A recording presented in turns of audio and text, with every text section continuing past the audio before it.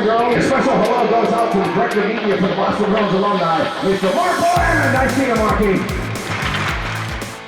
Welcome to the Pro Hockey Alumni Podcast, the home of behind-the-scenes interviews, stories, and memories that celebrate the heritage of the great game of hockey. The Pro Hockey Alumni Podcast is hosted by Mark Willand. From the St. Louis Blues, number 10, right winger, Wayne Babych.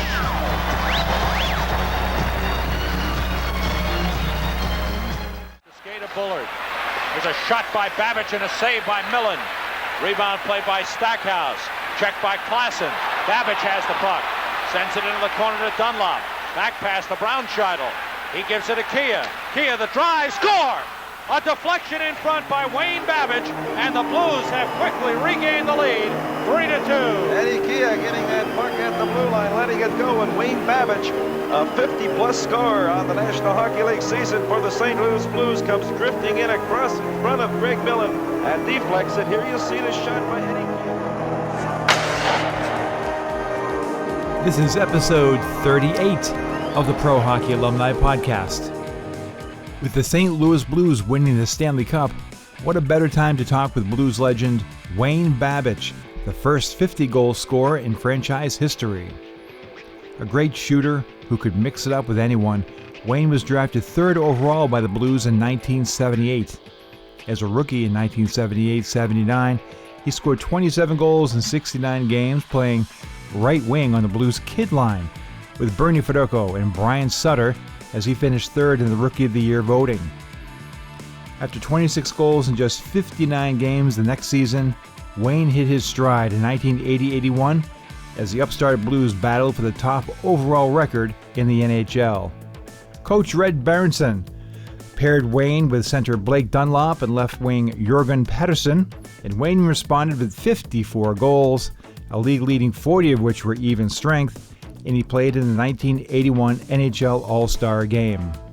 The following preseason, however, Wayne suffered a severe shoulder injury that would hamper him for the rest of his career. After 3 more solid seasons in St. Louis, Wayne joined the Pittsburgh Penguins in 1984 and had the distinction of being Mario Lemieux's first regular right wing. Wayne eventually landed in Hartford, where he and his brother Dave helped the Whalers to their unlikely 1986 playoff run.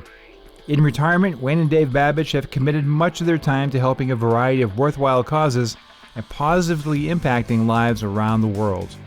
Now, let's talk classic hockey with Wayne Babych. We're back on the show, and we have one of the great St. Louis Blues legends of all time, the first St. Louis Blues player to ever top the 50-goal mark, Wayne Babych. Wayne, thanks so much for being with us today. Well, thanks for having me. It's also, we want to note, as we're taping this, it is Wayne's birthday. He still looks like he could lace him up and get out there and play in the NHL, but we're glad he's spending some of his big day here with us. Yeah, it'll be very short shifts. Well, for sure. But, when I look back, it's very difficult, as you know, to make it a National Hockey League, to play in the NHL. And in your family, you had 2 outstanding players, yourself and your brother Dave. What was going on there in the hockey community and the Babych household that basically helped groom 2 NHL hockey players? Well, I started the love of sports. My dad was a sports-minded guy. He was drafted to the old Washington Senators in baseball in I think it was 1951, if I remember correctly, early 50s anyway. And because of the family situation, he didn't go. But with that, embedded in him, and we got involved. I was actually a better ball player than a hockey player. I was drafted in a long time ago in the major. I was offered a lot of contracts, but the money wasn't the same as hockey in those days. Right. We're talking pocket change kind of thing. But anyway, it's very rare that a Canadian ball player, when I was talking to Ferguson Jenkins, he told me what he was getting paid. And I guess I was offered a pretty good contract, but hockey, and being, I was going to be sort of the number one, the top 3 guys. and the money was a little bit better in those days. And so obviously I chose hockey, which, I mean, I loved the game. In reference to Dave and I think it happened with Dave. He was always in the third line. I was always in the first line. He always played. He was a little bit younger. He looks older, but he's a little bit younger. But he always kind of played in the same teams because there wasn't that many. There was kids, but they kind of grouped certain kids together. And Dave did have the talent to play at a little higher level, but didn't get very many shifts. But it all happened almost like one thing in reference to his training, where he talked back to my mom one time, and I flattened him, and I think he was around 13, and I think ever since then he started training, and he'll do anything to be better than me. Defense don't do much, as you know. So that's why he lasted 20 years and I only lasted 10. Someone finally caught up to me and hurt me real bad. So I got to. Yeah. Unfortunately, I was just about to sign a 4-year contract. And I didn't. It was close to it. And then I got two-handed, and the next thing you know, my career's over. But I love the game. In reference to talking about St. Louis, the team that drafted me, it was just like family. Guys like Barkley played there, was like almost like my second dad. He showed me the way when he was the coach when I first got into St. Louis, and with Damon Francis. And I mean, I just loved being there. I had so many injuries, but it was sort of a different formula in those days. They never talked too much about injuries, and obviously after my 50-goal season, I ripped my rotator cuff apart, and in those days they didn't do surgery because it was, that was a baseball surgery, so anything above your shoulder was I didn't do anything about the shoulder, just so they decided to put me in a kind of body wrap, and that's how I played. And it definitely affected my shot and everything, but just the love of the game, and I wanted to be part of that group. That we had some pretty good years there, but unfortunately things weren't going well, and I was hoping they'd get something for me to, I thought maybe a change, or I'd be able to get a chance to play with my brother because I sort of saw the ending days, because like I say, I wasn't the same player because of these injuries, and I just thought maybe I'd get a chance to play with my brother Dave, which I did eventually. But yeah, it was, in reference to Dave, well, again, as he would say, the defense have all the brains, forwards half a brain, and the goalies no brain. Well, anyways.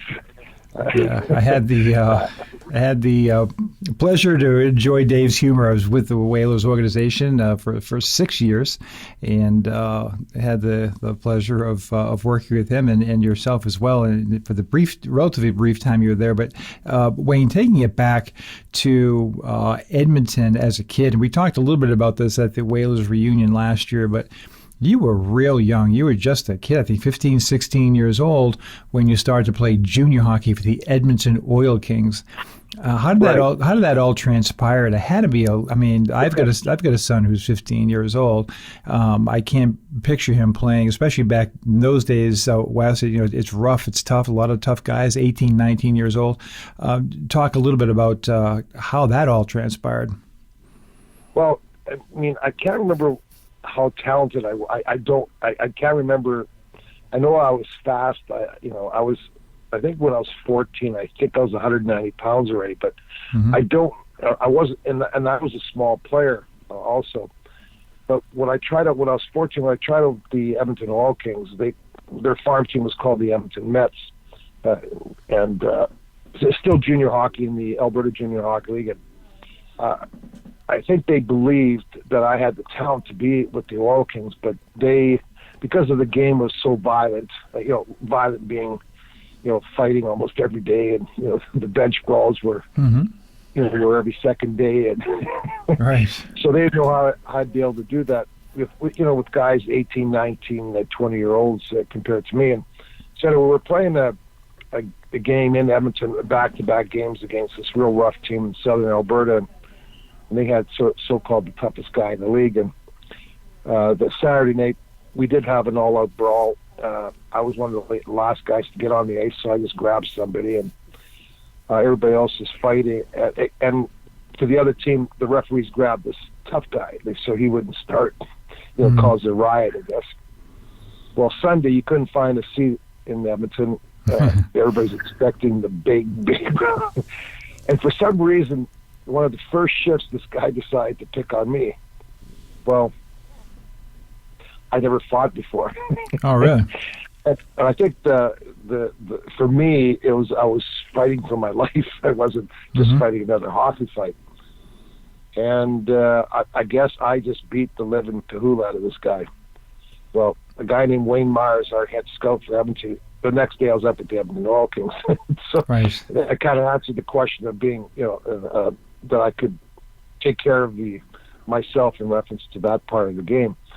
And, that was sort of like the big thing.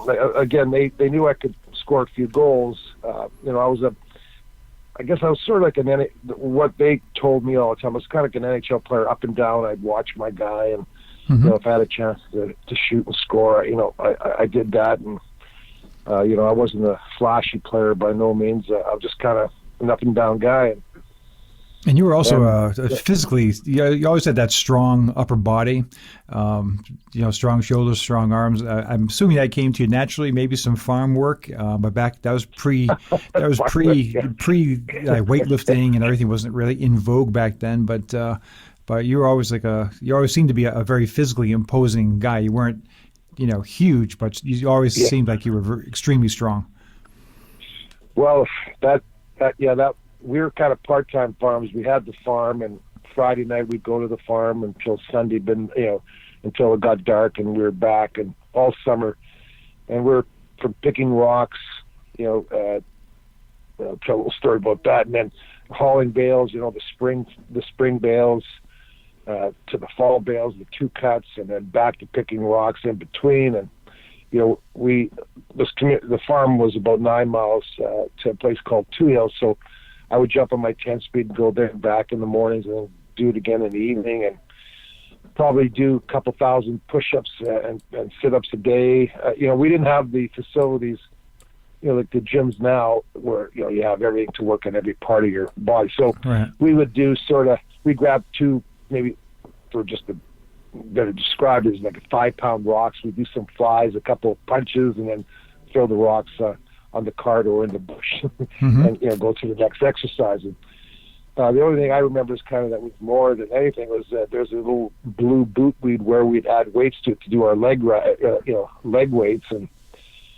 couldn't do enough of those. And I think one of my assets was my speed, and until they started chopping on my knees. But I could get, I was a kind of hit and run kind of person. I'd hit somebody and get the heck out of there before they could grab me, kind of thing. I wasn't a dirty player. I loved hitting. That was one thing I loved doing. The thing is, my speed helped me after I hit. But as I think my second year I had a cartilage problem, and then certain knee problems. And what ended my career obviously was my total reconstruction of my right knee. But as Edmonton moves, you become the Portland Winterhawks, and you yourself are progressing. You have 2 consecutive 50-goal seasons. Your team is absolutely loaded with future pros: Brent Pettersson, Paul Mulvey, Keith Brown, Perry Turnbull, Larry Playfair, a lot of guys who go on to play in the National Hockey League. But one thing about that team, and when you look at it, a lot of talented kids. Yourself, you're leading the team in scoring by a wide margin, but including yourself, let's say that last year, junior, you had 218 penalty minutes. You had a ton of guys, like Larry Playfair had 402. You had Perry Turnbull with 318 penalty minutes. Yeah, but talk a little bit about the rough and tumble ways of that team and the league in general. Well, that's just the way they played hockey. I think one of the first things that they, if you're a good player, but how you can mentally and physically handle the violence of the game. Just like you try any means to outdo your opponent, whether it's a verbal intimidation then if that doesn't work, then you go into the physical intimidation. there's certain guys that do those things, and I think those certain guys that were that was their job, is to physically damage people. I think every team had a couple guys like that. The guys in the scoring guys, like for me, I mean, I enjoyed, if you wanted to get physical, I'd be there for you to dance, I guess, for a better word. But I'd be there, but that wasn't my game. I love scoring, and I play with some great talented people. Being Brent Pettersson, a great centerman. I remember one time in Portland, I scored 3 goals in 25 seconds. It was and a couple seconds later, about 5 seconds later, I hit the crossbar. It was one of my favorite shifts I ever had. That's almost physically impossible to do from a center ice faceoff to score 3 goals in 25 seconds. That's pretty amazing. Yeah, well, I mean, it was obviously I think the play started, and then I think I scored 2 in 5 seconds. Like after I scored the first one, we went to center ice, and Brent, we had a little play where he pushed it, try to get it ahead through the centerman, and I would grab it. And no one picked me up, and I was able to let a shot me up right away, and caught the goalie off guard. And so great. I'm glad he was sleeping. And then again, he won the draw. I grabbed it, went around the defense, gave it back to Brent, and he gave it right back to me, and I scored again. And I got a hat trick. Wow, a hat trick! But it's kind of funny. Ken Hodge kept us out there. He says, "I mean, you guys only been out there for like 40 seconds." And we did the same move, and I thought I was passing for him to take the shot because I appreciate what he just did. And then he gave it right back to me, and I hit the crossbar. So it would have been a great, that would have been even better. But I played with some good players, and we had a team in Portland that, that was our game. We had, I think, if I'm not mistaken, we had the biggest team in hockey, including NHL. Mm-hmm. I think we were bigger than Atlanta at the time. Just a hearsay what we were told. Yeah, I was one of the smaller guys. Brett and I, it was like, and but unfortunately, when we got to the playoffs, like we had a good team, but we were hurt. I know I was playing with a broken hand all year. Like, I think I had 44 goals at Christmas, and I got I think I scored 6 goals in the last 2 games.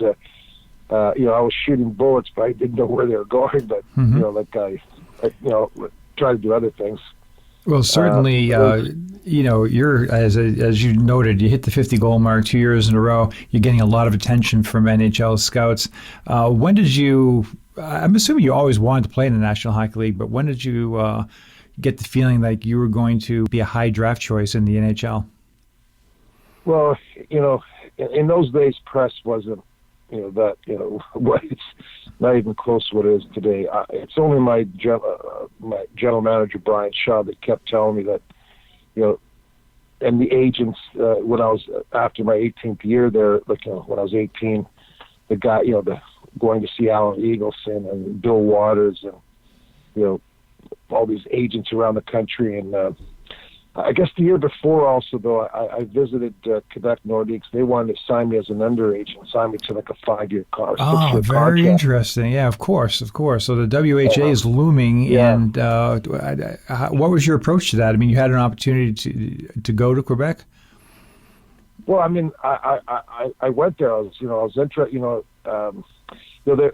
Obviously it was a great franchise. I actually ended up playing in Quebec for part of the season. Later on, but what a great town, great people. They were in the World Hockey Association. Mm-hmm. They were going through that, the break. They wanted to separate from Canada. They're also the highest tax place in Canada for tax-wise, and it was a tough decision. But I mean, deep down inside, I always wanted to play in the NHL. There was talk that maybe one day that the World Hockey League would join the NHL, but it wasn't in stone at that time. And I know the Edmonton Oilers did the same thing to me. They wanted to sign me, and Mr. Pocketon I was going to be the highest paid player. This is before Gretzky. $1 million a year, but most of it was all property. So my agent was asking a little more cash from Glenn Sather, and they obviously whatever their budget was, it didn't turn out that way. But then, sure enough, well, right after that, like I say, my general manager, he continued saying that you're going to be one of the top picks, if not the top pick. And there was a pretty good crew there. Bobby Smith and Ryan Walters were sort of the guys that I always was talked about in that draft. And one day I'm going to Minnesota. The next day I'm going to, like, Vancouver was trying to make a trade for me to. They had fourth pick, I believe, but Emil Francis was not letting me get back past number 3, and so it's kind of like a hit and miss there. But it was really flattering that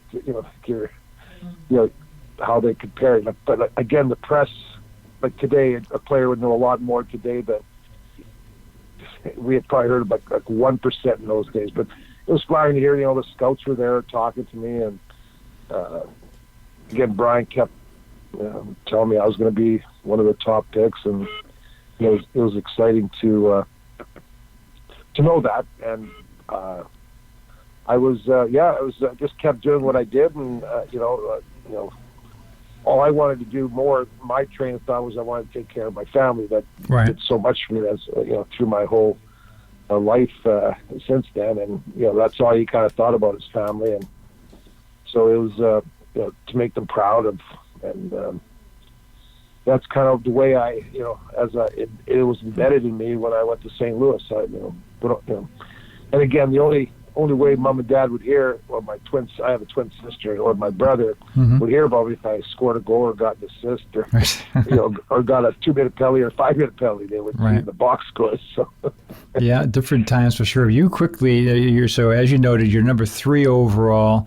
Great choice by the Cat, or a good friend. And so the Blues at that time, however, had just come out of some severe financial problems. And the year before, they were unable to sign Scott Campbell, who was number 1. So the team had been struggling a little bit, as you noted. Barclay Plager, legendary Blues player, is there as coach. Cat is the GM. Talk a little bit about coming into your first NHL training camp, Wayne. What was it like? The differences between junior and pro, and getting into that first camp with a lot of veteran players there. Well, I was scared. I went into with the attitude I wanted to make that team. And they obviously, talking to Emil and Barclay, they wanted me to make it too. And obviously for a lot of reasons in their scouting program, I came into the best shape I've ever been in. I remember, as funny as it sounds, I was always afraid of the initiation that I was going to get. Sometimes. And it played a big part, because I think I was in the top, I was one of the top scorers for the first couple months in points. I was always up there, and I remember the veterans saying, whenever you stop scoring, it's going to be time. So that was a very big motivation. Well, I can imagine. It was kind of funny after I broke a couple of ankles, and that's when they got me finally. But I can tell you about that later. But anyway, I think it was a very physical game. Coming to training camp 2-a-days, and I remember my first hit was against a guy named Steve Cabana. He was a very aggressive guy. He hit me, but I stood him up. Like one thing about me, which over the course of years, and I think even my brother, obviously, his story, he's a very hard man to knock over. And my dad kind of, don't take pride in not getting knocked out. If you get knocked out, get back right away. And over the course of time, my balance was, I thought, that was one of my strengths, and it also helped me in reference to the to dancing with people. Didn't want to fall. And plus, the game was clutch and grab. There was a lot of grab, stick work and stuff. So the best place to be is be on your feet. And so when he hit me, we both went back, and it was like, I was so happy I was still standing, but I was hurting, but kept on going. And, I and when we, a guy named Harold Snaps, I played with him in Edmonton. He obviously he was in Vancouver, but he always told me, you're here for a reason. They picked you for a reason. Play your game, and and what he also said, don't respect anybody in reference to them until they prove that they deserve your, he said, don't let a guy verbally intimidate you, I guess, and then you get scared of him. Like, make him prove that you should be scared of him, or make him prove that he's a better, just don't give them an edge. Like, battle with them and see what happens, and you could come out the better end, And that's what I kind of tell kids to today. Like, it's kind of like a positive thinking. Like, don't let people dictate what you want to be, and you do the best you can. And that's sort of how I went to training camp. I said, I'm making this team, and whether you shave me or not, like me now is obviously never said that out loud, but I want to, and again, it goes back to, I want my parents to be proud that, all the work that we've all done to do this, and, my brother was right behind me, and that's sort of the motivation that I had. Obviously it wasn't the money in those days, but it's just, saying I played in the NHL. Mm-hmm. And you got off to a great start in that first year. You're among the finalists for the Rookie of the Year.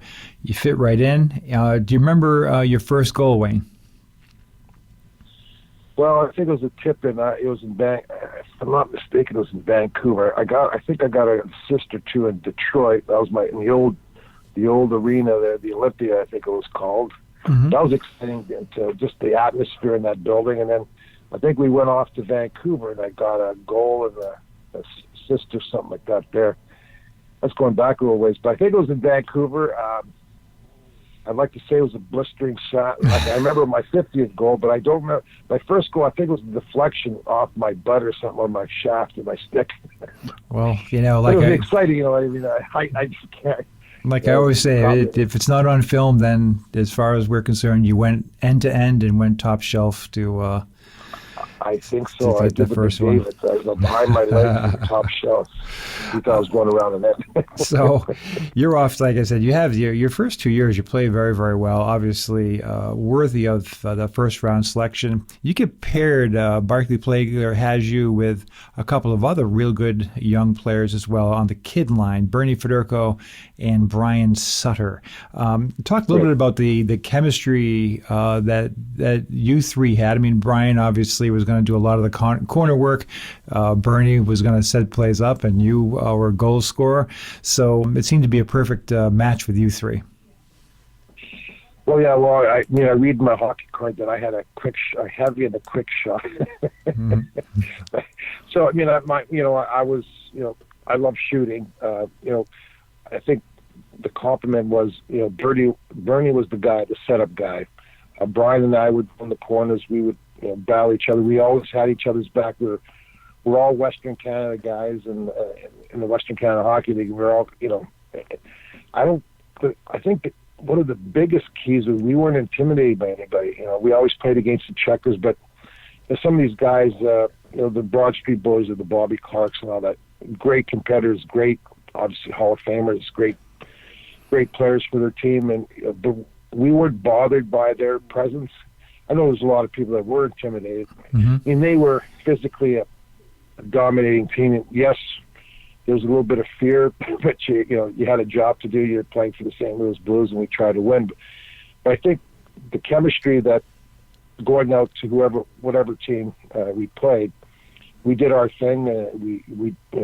And again, to do our thing, it's always nice to know someone has your back. Right. And feeding Bernie, one of the greatest, or probably, well, I think it's still said today, one of the most underrated passers. Sure. Yeah. In the past game, and I really enjoyed playing with him. Those I guess it was the first 2.5 years. He set me up with a lot of goals, and Brian, and I probably had a lot of garbage goals too. Right. Just grinding and driving for the net, kind of. But we all did that. Like I say, Bernie was the setup guy, and Brian and I were the sort of the grinders of trying to get that puck somehow past that goalie. Right, and you guys are really starting to improve every year. You're getting better and better. And the 80-81 season, very memorable. It was probably, certainly one of the most memorable years in St. Louis Blues franchise history. The team just puts it together. You score 54 goals, becoming, as we noted earlier, the first St. Louis Blues player to reach that mark, and 96 points. Now, the interesting thing is, as the season goes along, you're actually, Red Berensen is on the scene right now. You are paired with Blake Dunlop and Jorgen Pettersson. So a very unique trio you make now, because you were with with Sutter and Federko. Now you're with these two guys. You guys really clicked, again, for a lot of the same reasons. Blake Dunlop was a good passer as well. Can you talk a little bit about switching from the kid line, so to speak, over to this new line and the incredible 1980-81 Blues season? Yes, I think what happened was we were playing in Boston, and we're going into Boston. I think we had a record of 10-10, and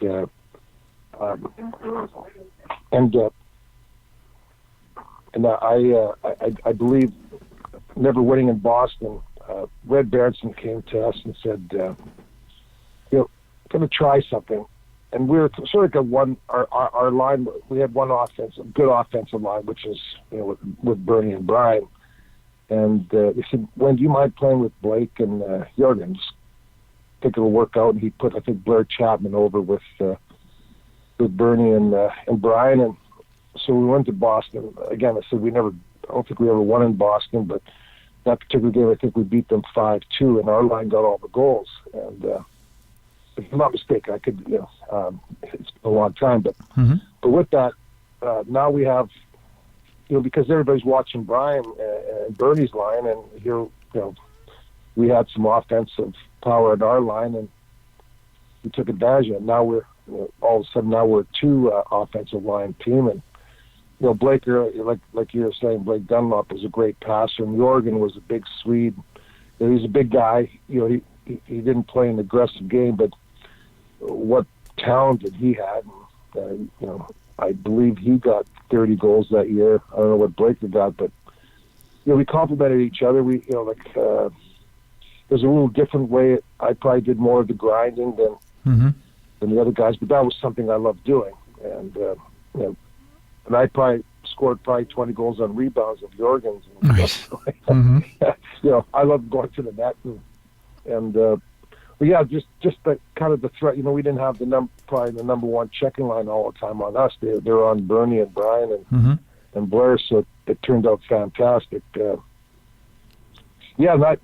just knew how to get us going. Like, he said the right things, whether it was good or bad, but he turned he knew what to say and motivate guys. And we had a great season. It's unfortunately, we got hurt at the end there. I know I think the first round we played Pittsburgh, and they took us to the fifth game, double overtime, and then the Rangers. We had a good showing to them all year. I think we beat them like 6-1 or 6-2 the first game, but the next thing, they took over the series. But again, we had a lot of guys that were hurt, including myself, and it was just. But playoffs is a different game. Teams that didn't have such a good year get a second crack at it, and that East, the East side, the East, the Rangers and the Islanders, they're always playing a very, very competitive, rough, tough game out there. And, right. Obviously they got us there, but we had a great team. It's just too bad that it didn't pan out for us. But that was sort of the key. We got into a two offensive line team, and everybody did their jobs. But to credit also guys like Larry Patey and Ralph Klassen and Mike Crombeen and Mike Zook, these guys were the checkers. They dominated other teams. They shut them down, and everybody had a job. But what really was very positive is the press. They gave them as much press as me as the 50 goal scorer. They oh, really? But it was really. I mean, I got a lot of press because I scored the goals. But I'm talking, very rarely you'll hear a checker getting a lot of. They it was great because it just built them up more, and it's nice as a checker, if you're a checker, to get some. When you get the press to say nice things about you, it's great. And it was they were shut down. They shut down the best lines, and which gave us an opportunity to score a few goals, and it was a great team effort that year. And I think Red and Berensen, all this stuff is. The way we worked the power play, the penalty killers and stuff. It was Mike Lead, and he had a great year that year. Yes, and, big man. We had a great defense. We had some rough, tough defensemen, and we had a pretty fair-sized team. And we competed to the end for first overall against the Islanders, and it was good. It was great people on that team too. Good chemistry in the dressing room and stuff. And it certainly was one of my favorite teams watching hockey back then. I think I sent away, and I still have they made a 33 album of the highlights of that season, which I still have. And as you noted, it was a special year for the team, special year for you. Again, 54 goals. Now, what we see now with the St. Louis Blues, as we tape this, we're in the Stanley Cup Finals. The fan support is unbelievable, and I remember the fans being extremely good and very enthusiastic about the Blues then. What's your memory of the Blues fans and the St. Louis community as a hockey player? Well, they were fantastic. You being from Canada, the knowledge of the Canadian to hockey, it's kind of embedded in the blood of Canadian in those days. But when you come down to St. Louis, what a sports town! Like from their Cardinals, baseball Cardinals, to their football, great sports town. I know I could go back to my corner little pub in St. Louis, and probably the same people would be there. They'd know your name, your first. It's just almost like Cheers in the old show, Cheers. Right. Like everybody knows your name, and it's an amazing feeling that you get when you go back. How good they make you feel. Obviously you can't win all the fans, but majority of them, they got a great backbone. And like any place, when you're winning, it's great. What a story St. Louis has. Being in reference to the standings in early January, they're the worst point getters in the league, and now they're playing now best of three in the Stanley Cup final here against Boston. So, what you look at their paper. I mean, every team has good players. Like even the Winnipeg Jets. I see them.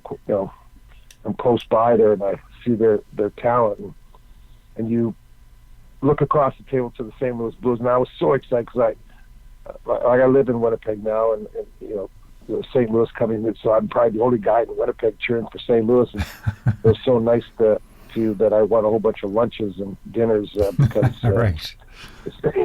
No one ever expected that. But I'll tell you what, they have they got professionals, they got guys, obviously high caliber players.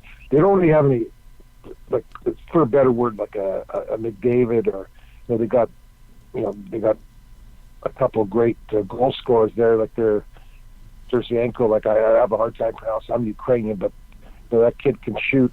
But they're not the top of the top 5 guys or top 10 guys. But what a team they have! Like I just watched them battle, and their time and space against teams, doesn't matter who you are, and how they battled every game, and the comebacks they did here in Winnipeg to beat them, and they've been doing that all playoffs, all season long. After January, but the end of the season, they got ready for the playoffs, and what a competitive team! And even in this Boston series, I think they took Boston by surprise, because Boston has a pretty good depth, and I think that's why these two teams are in. Their goaltending has been fantastic, and I'm proud. I cheer for them. I'm like if you have to bet your life on it, man, it's a tough. Boston's has a great team, and then you see St. Louis just battling, and it's just, you're kind of proud that it should be nice playing with them right now. Absolutely. But, my heart's there. Definitely, my heart's there. Fans have been waiting a long time for this, and you never know with the right bounces. Just never know. It's a game sometimes of inches, and whether it's penalties or killing penalties, there's special teams and your goaltending. And like I say, it's a little bit of a different game now, but it's this is where the really the guys they go to the end kind of thing. You hit the hit. Oh yeah. During the season, it's a little bit different. Now it's they don't they're not playing for the money. They're playing for that. To have that cup, and it's you can just see it in their eyes how they are, how both teams are intent. They want it, and it's great competition. It's great to watch. The intensity. I can't take my eyes from the game. I watch it beginning to end. The intensity level is incredible. I do not want to be a defenseman on either team, and that puck gets dumped in, and your back is to the play. I mean, it's unbelievable. The forechecking, the follow through on the checking, the physicality is amazing. Speaking, we talked before about some of the tough guys who played back in your era. In your career, you get a bad break. So you're in the preseason. You've got a fight with Jimmy Mann. You're about to throw a right hand, and a referee or linesman steps in, and that ends up causing a permanent shoulder injury. Can you recount that scenario, how that all happened? Well, yeah, I mean, Jimmy, he does his thing with the Jets, and I have to do my thing with with my team, to stick up for my guys, and as they would stick up for me. And we got into an altercation, and I just, this is one player that at that time, I just wanted to hurt as he wanted to hurt me. Mm-hmm. And we dropped the gloves, and at the end of the fight, I just wanted to hit him one more time, and the referee grabbed my wrist as I was throwing a punch, and that ripped my whole rotator cuff apart. And again, there was decisions made at that time where I think the Dr. Gilden, who's also the doctor for the Cardinals, it was discussed, but it was a rotator cuff injury is more of a baseball thing, and all my work as a hockey player is kind of underneath, below my shoulder, and where baseball is above the shoulder. So they decided not to go with surgery. We rehabbed it. I think one of the first games back, I fought John Winsink, who I guess is the resident. He was actually my first fight in the NHL too. Oh, really? In Colorado, our first game back was against Colorado, and sure enough, I fought him, and I ripped it again.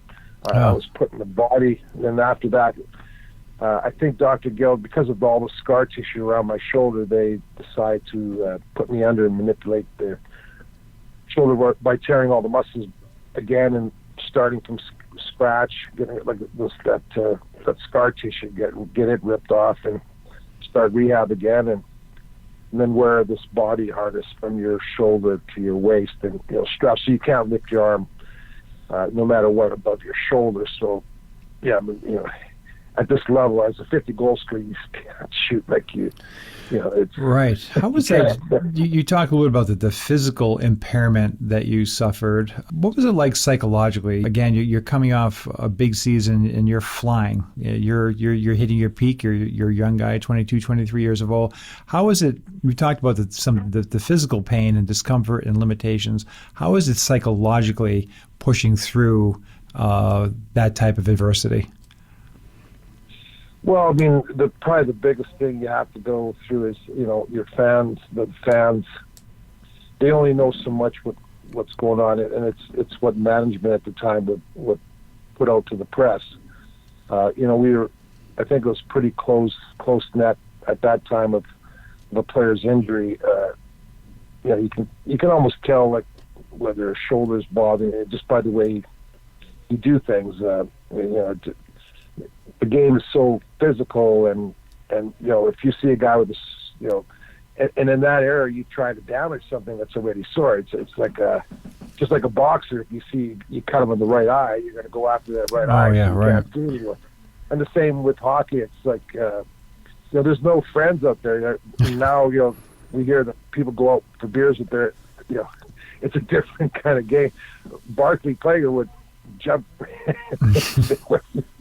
and maybe Bobby would back him up. But it's like you just didn't do that. Maybe if you had a brother playing on the other team, you'd go go for a bite to eat after or something. But it was frowned upon to be any kind of friends with the other team. So it's the game. That you play for the fan. Like I played for the fan. I wanted to. I was a proud St. Louis Blue player. I wanted to win for them. They obviously paid my salary. And you're playing. They gave me a chance to play in the National Hockey League, and you just want to do everything you can, from management, from Emil Francis, to these guys, the Plagers. They're what they put into the franchise, and just wanted to kind of carry that, carry the note, I guess, for a better word. And but when you can't do what you can't do anymore, it was tough. But they accepted the fact that they knew, so they put me in another line, and I had to become almost like a checker. And I guess everybody's kind of hoping that somehow my shoulder would get better, but even to this day, I can't. I have a hard time sleeping. It's still still bad. That's tough. I remember as a fan, just knowing obviously you had the injury to some extent, and as a fan, I was always such a fan of yours, and just saying to myself, well, this will be the year you get back to normal. And well, you end up in Pittsburgh, Wayne, and it's an interesting year in Pittsburgh in 84-85. You do. Right. You had 54 points in just 65 games. So you're kind of getting back on the board again. And for a good portion of the season, as I recall, you are with rookie Mario Lemieux, and I believe Warren Young was with you guys. Right, Talk a little bit about Mario Lemieux as a rookie. What were your impressions of him as a young player? Well, boy, it's what a great talent he was. Like, he was sort of the savior of the Pittsburgh Penguins. I think he's an 18-year-old kid. I think I'm 24. I felt like an old guy already. But, I looked at his talent. From off ice to on ice, he was an amazing. What he could do on the ice, you kind of look at this kid, the tall kid, slim, and you say, "Holy cow, he's gonna." Like, deep down, say, "This guy's gonna get killed." Mm-hmm. When he steps on the ice, try to knock him down. He was like just the absolute incredible talent. I wish I was on his left wing because he was a right-handed shot. He would pass to me more. I was picking up the garbage on the right side. It was fun. It was fun. Warren was a little aggressive left winger, and he could shoot the puck. And I think if I'm not mistaken, Warren got about 41 goals or something that year. Mm-hmm.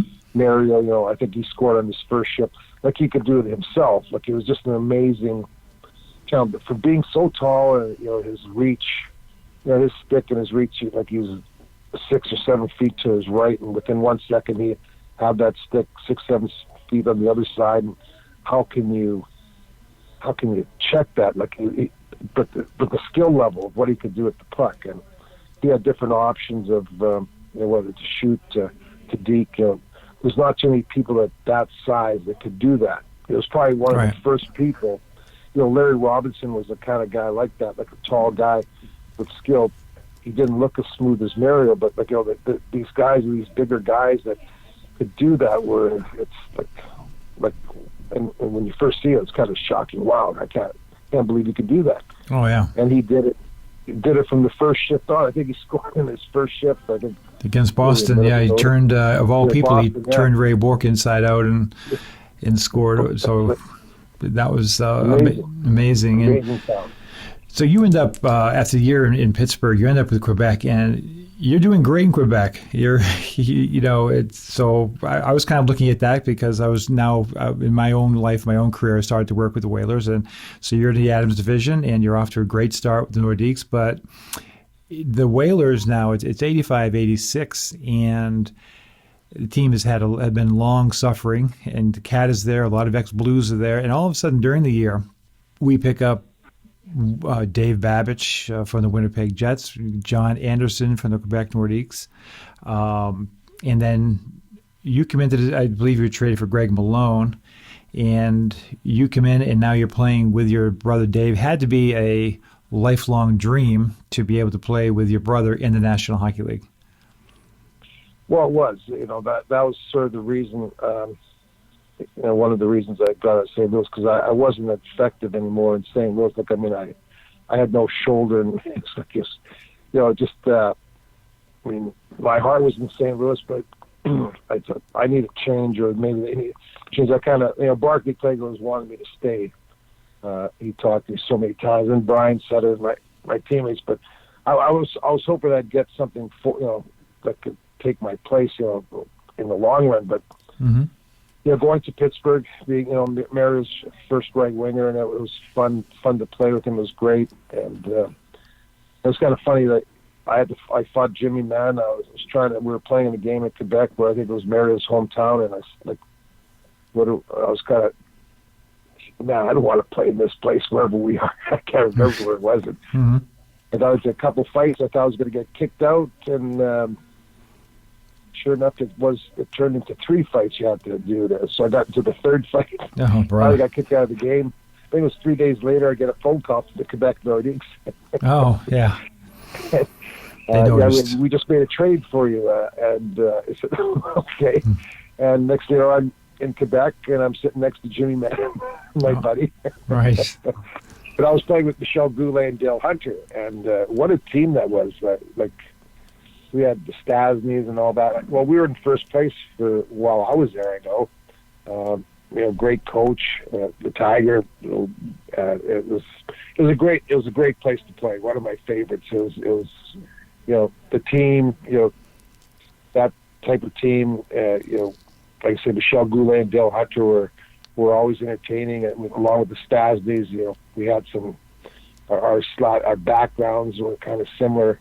I never had to leave my home country to play, play in the National Hockey League like their story is. But it was a great mixture of a group of guys and a lot of talent. And obviously, they finished. I think they did finish first overall. But then I remember breaking my hand in Quebec, and so we were playing back to back to Hartford, and. I remember that afternoon, I just got back from shopping. I went and saw the doctor, got a cast put on my hand, and I remember getting the general manager of the Quebec Nordiques calls me at home, and I thought he was calling me just to see how I was doing. He says, Wayne, I think you're going to be pretty happy. I says, you're going to be playing with your brother. So I said, and that's probably all we were missing in Quebec was a defenseman like Dave. So we just moved you to Hartford, you'll be playing with your brother there. Okay. That was I thought you're inside me. I was thinking that you just wanted me to see how my hand was. Oh, yeah, right, exactly.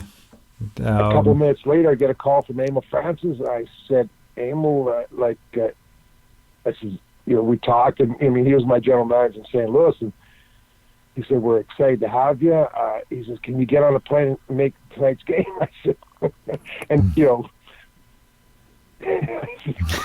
this is like in the afternoon, this is about 1 o'clock, and I said, hey, well, I got a broken hand, don't you? He says, no, don't worry about it. Woody will cut it off and he'll tape you. And that was the way it was in St. Louis.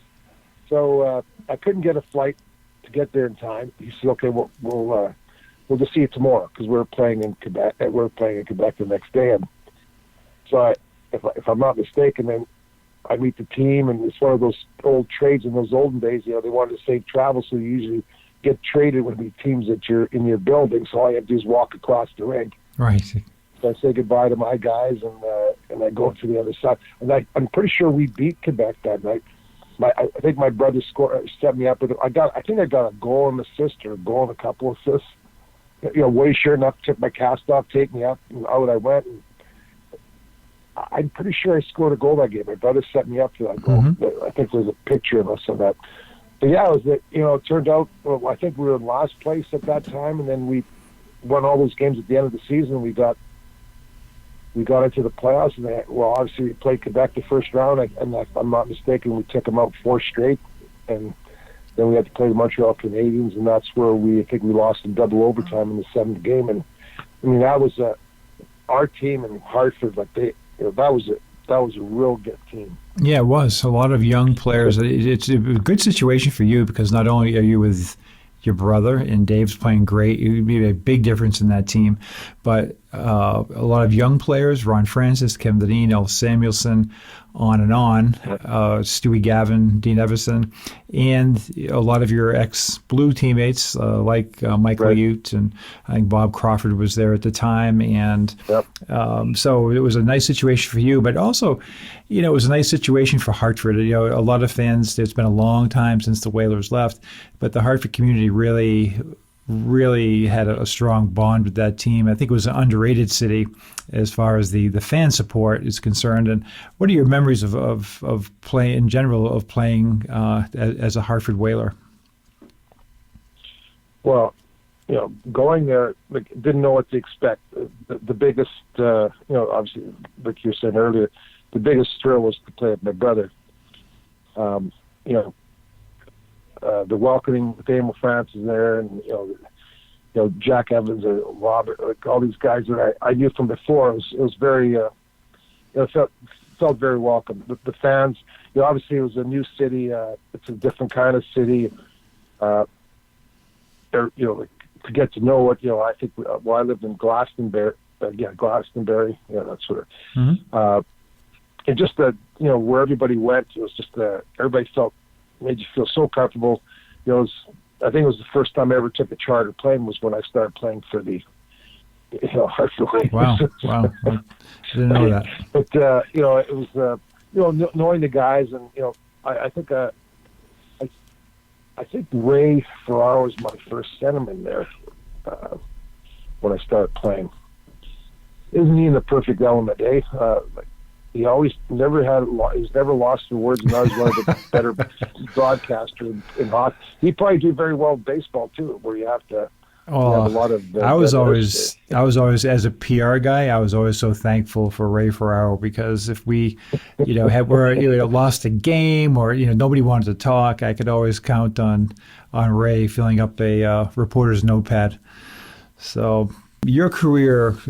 So we 85, 86, we've talked about. It was a great year for the Whalers. 86, 87 is looking even better. And for yourself, being able to just start the season with the Whalers and have a full season, it's looking very optimistic. However, you're on the receiving end of a very unfortunate incident with Ken McRae, the Quebec Nordiques, and suffer a gruesome injury. So can you take us back and recall the circumstances of that injury, which essentially ended your career?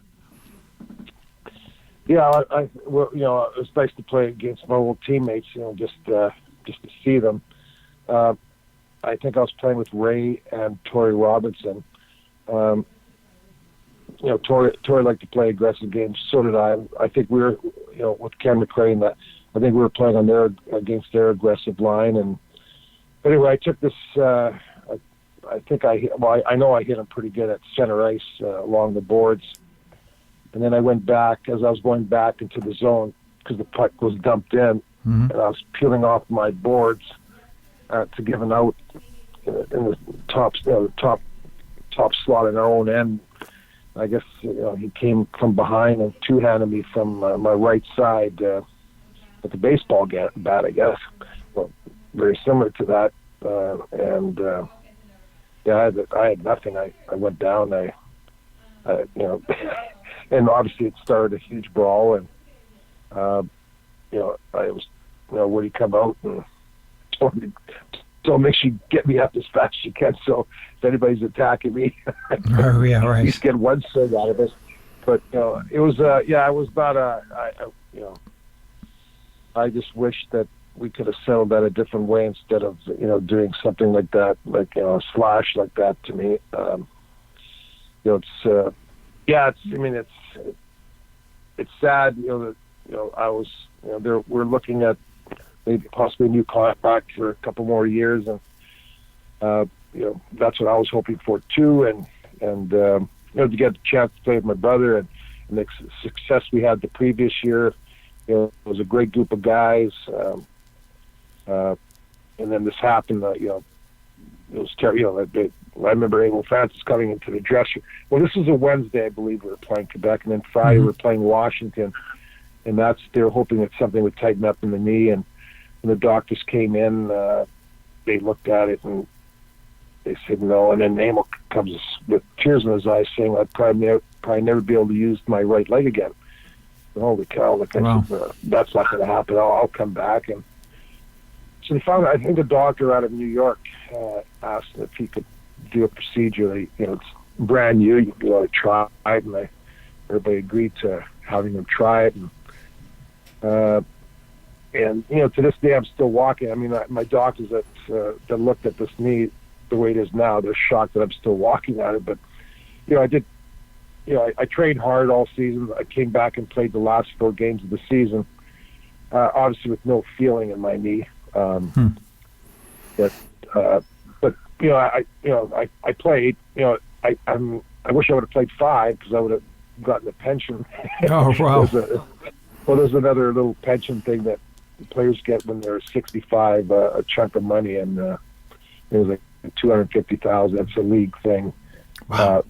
You have to play over 400 games. There's like 3 criteria things that I think it was like you had to play over 400 games, which I got. You had to play a total of 80 games in those 2 years, and which I got, but a minimum of 5 games in each one of those years. And that's when I came back and played the last 4 games. Oh, so wow. we knew it was 5. I didn't know that. Interesting. It was kind of a tough one to take, but anyway, and then came back to training camp. I thought I was in the best shape I ever had, but I still didn't have any feeling in my right knee. And I remember going on the ice, and we played back-to-back. I think it was at home against Pittsburgh, and then in Jersey the next day. I think it was a Saturday, Sunday, and Monday at the morning skate. I had no feeling in my knee. I couldn't even feel it. That's scary. So I skated to my brother. I said, Dave, and the doctor warned me too. He said, you got another blow like that, you probably won't be able to have the use of that leg. And when that was kind of in the back of my mind, but it wasn't. I wanted to play. And I went to my brother. I said, Dave, I can't play anymore. I can't feel it. So and then I skated off the ice, and then everything else is history. All right, absolutely. And I just had a couple real quick questions for you. You've been very generous with your time today, Wayne, on your birthday. But what is that adjustment like? Again, your career ended in a non-traditional way. You didn't get a chance to, I don't know, for lack of a better term, you didn't get a chance to fade out. You get a chance to, work through anything. You were the victim of a on-ice assault, essentially, and now you're injured. What is it like in 87, 88, 89, in your first years outside the game of hockey, which you've done at a high level? Now you're away from it. Psychologically, what type of adjustment is that for you? Well, it was tough. I never felt better, just going the way I did. But the thing I didn't mind is I and everybody has their own opinion, but I'm glad I got hurt to go out, because I don't think I could have handled the young kid taking my spot.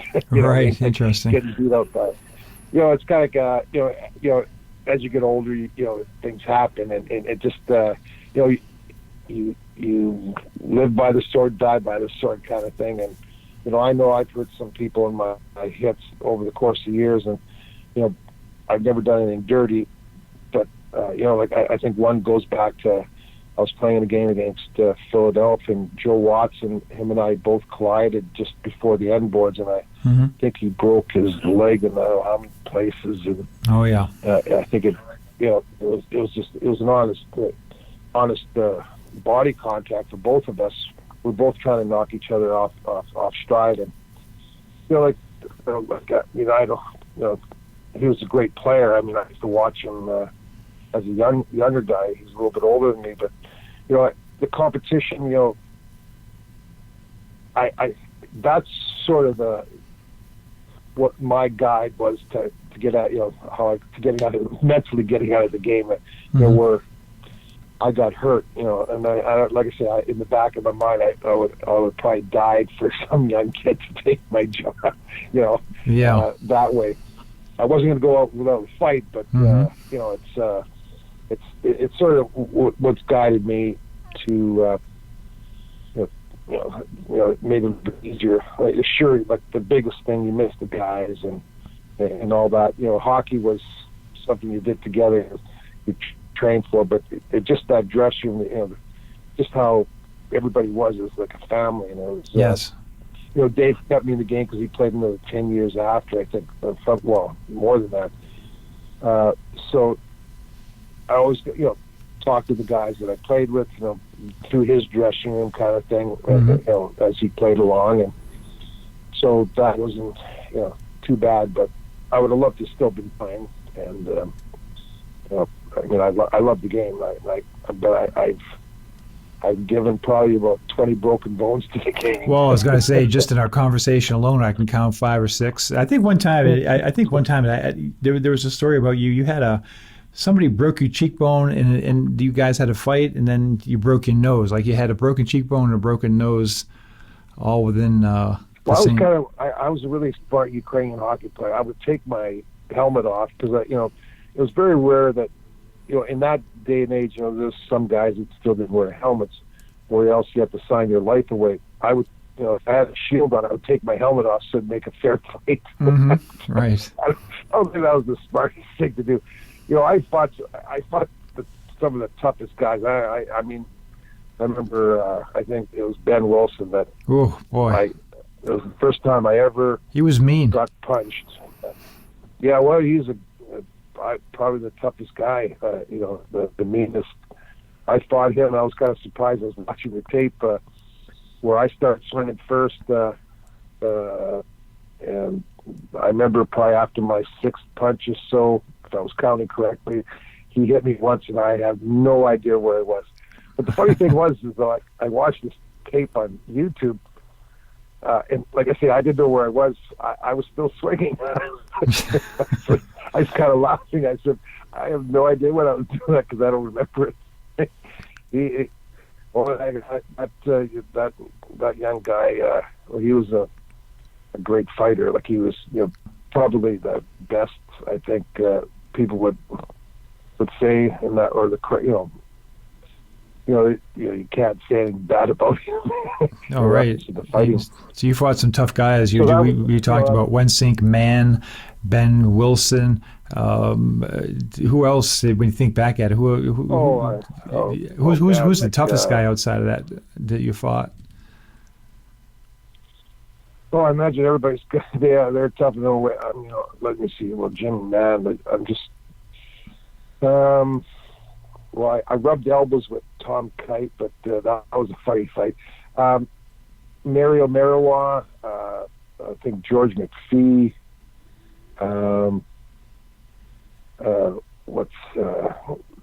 Atlanta? Kenny Houston.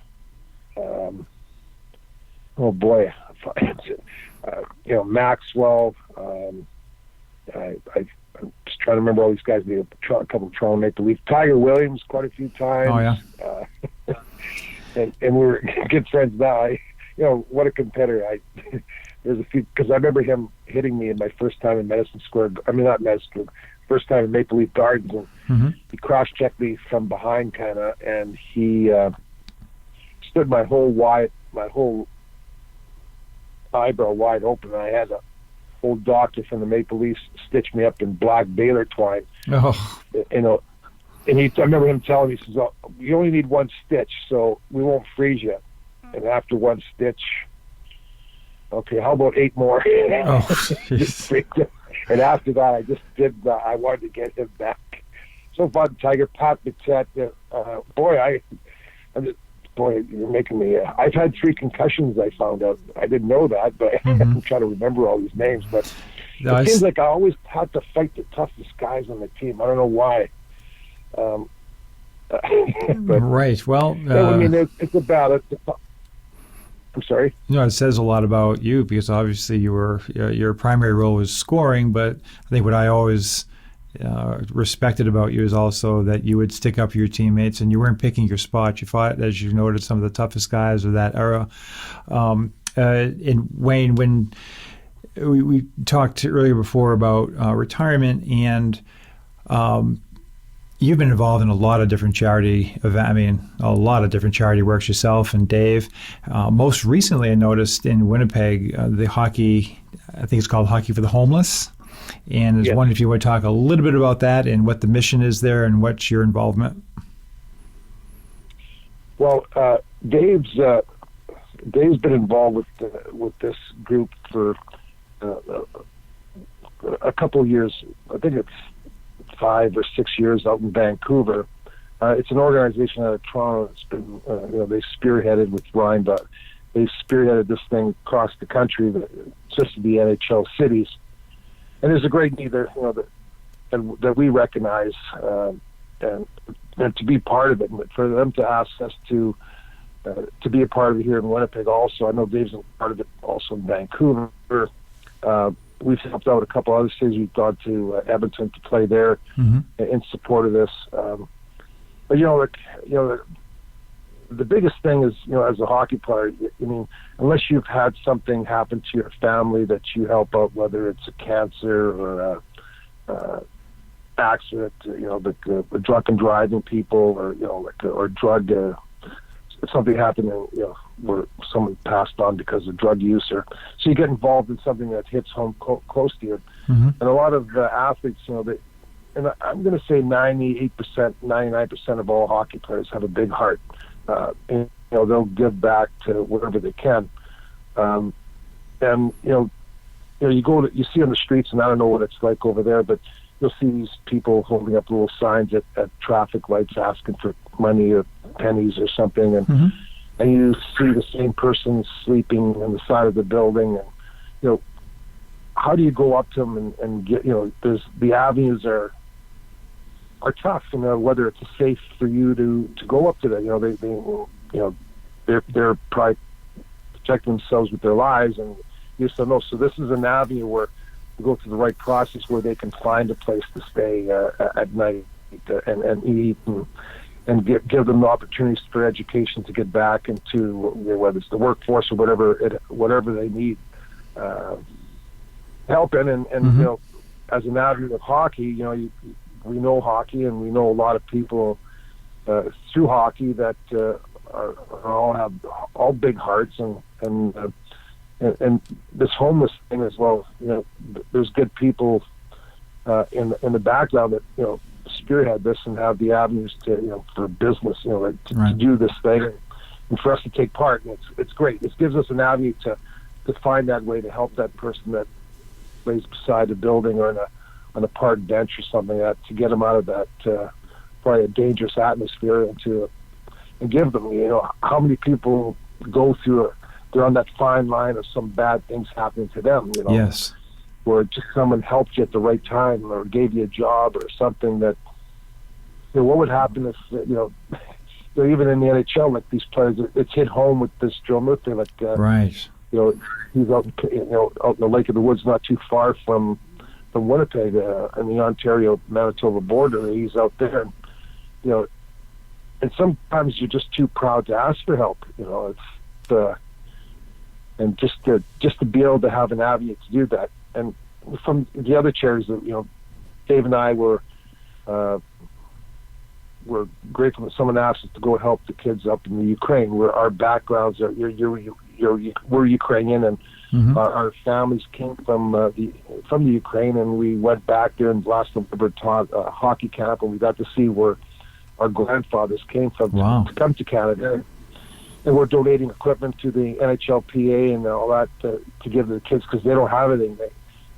like nothing against the foreign countries. Like, you know, Russia was building all their rinks in Russia, like and where the Ukraine, as a communist country, they're using Ukraine as factories to build things, and there's kind of probably just like Hartford. Winnipeg is a sister city of Lemieux over there, and it's about 1 million people. Mm-hmm. They have one hockey rink in the area. Wow. And these kids are good hockey players. And, you know, there's so many kids that can't play hockey because they don't have the equipment.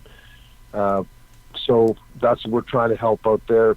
We're also, Dave and I go up to the Arctic and we do camps in the remote areas where these kids don't have everything. And we're, you know, whatever we could give, we try to give. And it's a great satisfaction. There's a lot of open, you know, people have big hearts, and I'm sure you do too. But you do anything you can to help.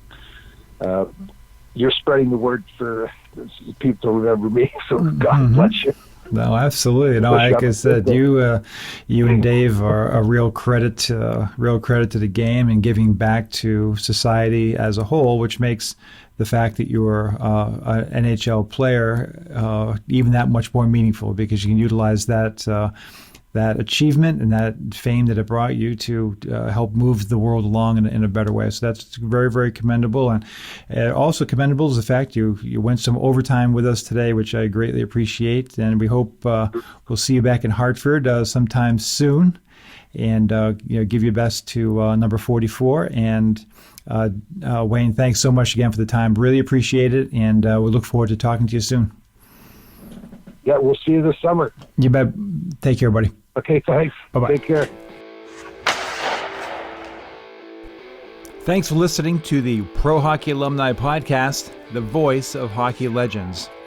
Just a reminder to please consider giving the show a rating and or review on Apple Podcasts. The link is in the show notes. These ratings and reviews help us become a lot more visible and make the show more accessible to hockey fans everywhere. I personally read all the reviews and greatly appreciate them all. If you have thoughts or suggestions for the show, you can contact us through our website at prohockeyalumni.org, or be sure to follow us on Facebook, Twitter, Instagram, and YouTube at Pro Hockey Alumni. Thanks for listening.